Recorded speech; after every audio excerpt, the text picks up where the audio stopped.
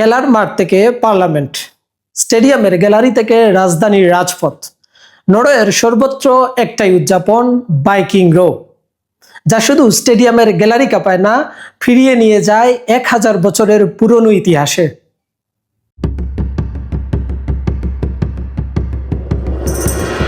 বিশ্বকাপে মাঠের লড়াইয়ের পাশাপাশি বিশ্বজুড়ে ফুটবল প্রেমীদের নজর কেড়েছে নরওয়ের এই অনন্য উদযাপন, বাইকিং রো। হাজারো নরওয়েজিয়ান সমর্থক সারিবদ্ধভাবে বসে, শরীর সামনে পেছনে দুলিয়ে বইটা চালানোর ভঙ্গিতে একসঙ্গে উচ্চারণ করছেন রু।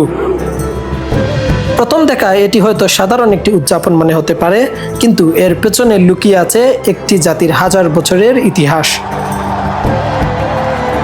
অষ্টম থেকে একাদশ শতাব্দী, এই সময়টি ছিল পরিচিত বাইকিং যুগ হিসেবে। তখনকার নরওয়ে ছিল বিশ্বের অন্যতম শক্তিশালী সমুদ্রযাত্রী জাতির আবাসভূমি। বাইকিংরা শুধু যোদ্ধাই ছিলেন না, তারা ছিলেন দক্ষ নাবিক, জাহাজ নির্মাতা, ব্যবসায়ী এবং অভিযাত্রী।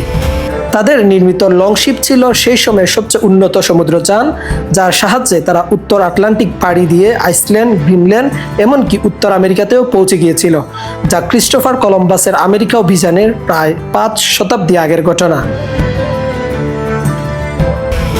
বাইকিং রো শুধুই একটি গোল উদযাপন নয়, এটি পূর্বপুরুষদের প্রতি শ্রদ্ধা, ইতিহাসের প্রতি সম্মান এবং জাতির পরিচয়ের বহিঃপ্রকাশ।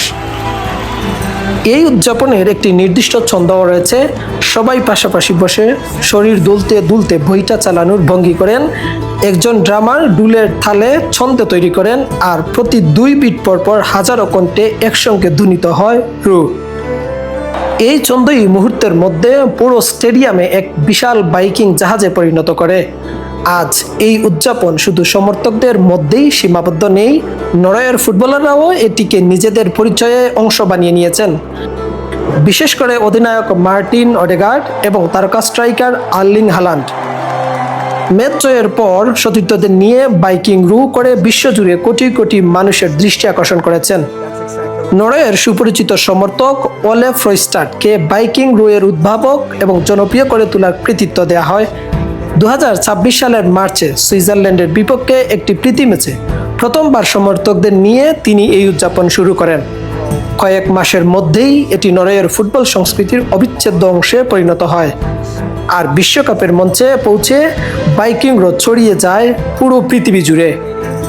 নরওয়ের জন্য বাইকিং ঐতিহ্য শুধু ফুটবলের মধ্যেই সীমাবদ্ধ নয়, প্রতি বছর দেশজুড়ে আয়োজন করা হয় বাইকিং উৎসব, ঐতিহাসিক পুনর্নির্মাণ, প্রাচীন জাহাজ প্রদর্শনী এবং সাংস্কৃতিক অনুষ্ঠান, যাতে নতুন প্রজন্ম জানতে পারে তাদের শিকড়, তাদের ইতিহাস এবং তাদের উত্তরাধিকার।